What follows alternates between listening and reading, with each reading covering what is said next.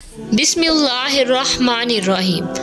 अस्सलामुअलैकुम वरहमतुल्लाहि वबरकातुहू। उम्मुल मोमिनीन हज़रत आयशा रज़ी अल्लाह ताला अन्हा कहती हैं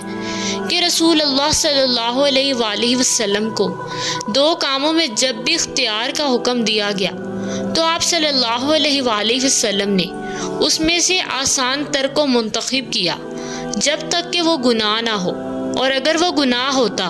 तो आप लोगों में सबसे ज़्यादा उससे दूर रहने वाले होते। और रसूल अल्लाह सल्लल्लाहु अलैहि वसल्लम ने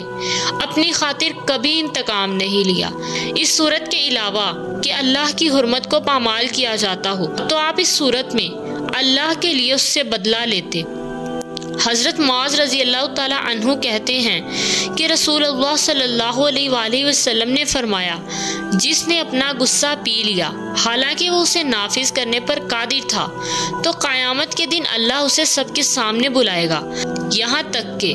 उसे अल्लाह ताला इख्तियार देगा कि वो बड़ी आँख वाली हूरों में से जिसे चाहे चुन ले।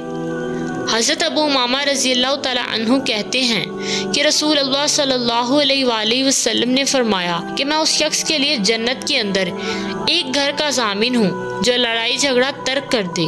अगरचा वो हक पर हो, और जन्नत के बीचों बीच एक घर का उस शख्स के लिए जो झूठ बोलना छोड़ दे, अगरचा वो हंसी मजाक में हो, और जन्नत की बुलंदी में एक घर का उस शख्स के लिए जो खुश खल्क हो।